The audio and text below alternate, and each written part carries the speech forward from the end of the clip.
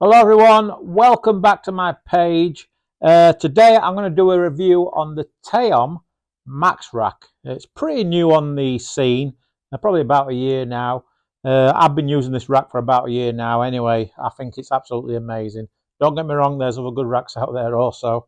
But yeah, in my opinion, this one's my favourite. Just for, you've got that nice thin plastic feel and it doesn't really affect the balls. And it comes in 9 and 10 ball. You can see there, and a 8-ball rack as well. So anyway, let's go into it and into more detail, and we'll tell you all about it. Right, so let's go into it with the Maxrack by Taom. So you've got 8-ball rack. So you've got lovely packaging here, nice cardboard, very solid, and you get 3 pieces inside, so it's quite generous. And I've got one out here. And what I do like about it is that it's so thin, but it's so solid at the same time. It's very light, but the durability is unbelievable. So like you can screw this up, throw it on the table, which I do. I'm very lazy with stuff like this. I put it in my case. I don't have it in the packaging. So for me, it's perfect.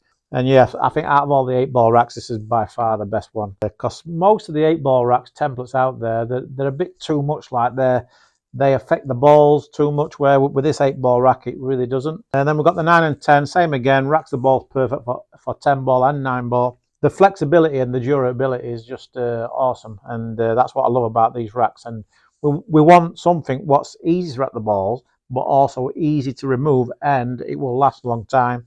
And we've got the perfect combination here with the Maxrack. But anyway, let's rack a few racks up, and I'll show you how easy and how good it is to rack the balls. Right, so let's show you the 10-ball rack first. So again, it's nice and thin. The material's nice and thin. So when I do that, screw it up, which we all do, especially me, I'm very lazy. You put it there, it just pings back together. Where some of them, they sort of fold over and that's it. You're sort of dead, really. But with this, you can screw it up. But that's why I love the Taom Maxrack. So the key when you are racking, no matter what it is, 8-ball, 9-ball, 10-ball, always put the front ball, the head ball first. That's the key.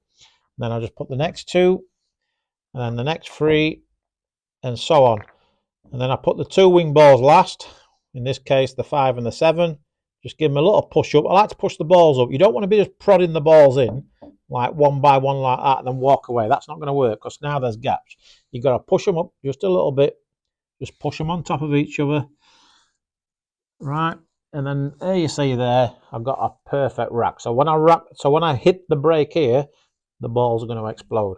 And that's the key also. Remember, get the back balls touching, because the majority of the balls are at the back of the stack. That's the number 1 rule. So with 9-ball, for example, we don't need to mess about here. We can just put the ball there. Same again, just push them up slightly. And it's so easy. They just rack nice and tight. And the good thing is that when you do break and the balls explode, you get balls rolling over the rack, for example, like this. They don't sort of get stuck on there, and they don't lose track.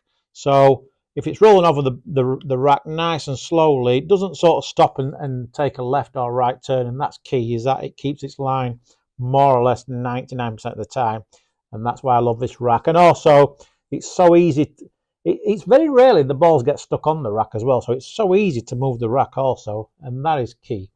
Anyway, let's have a look at the 8-ball rack. So again, make sure you're lined up properly before you put the balls on. Always put the front ball on first, just like that. Let it sit. And then you just go by their rows. A 2, a 3, and then a 4.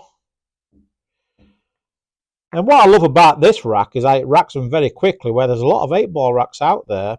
It takes some time to get them all touching, but this rack, it just does it so quickly. It's a habit of mine just to push the back balls up first. I think everyone should do that. So any referees watching out there, little tip, just touch all the balls, make sure they're all frozen. And that's what I love about this rack, is that you get them touching so quickly and so effortlessly, where there's some racks out there, it does take some effort. Then once the balls explode, right, you know that it's going to be difficult to not have 1 or 2 balls in the rack like this. But the good thing with this rack, because it's so thin, obviously you might have to get a ball marker, just remove one a little bit, but it doesn't really move the balls about when you're moving it. Even if you accidentally touch the ball like that, it still doesn't really move it. It's so easy to remove the rack, which is not easy when you've got all those balls there.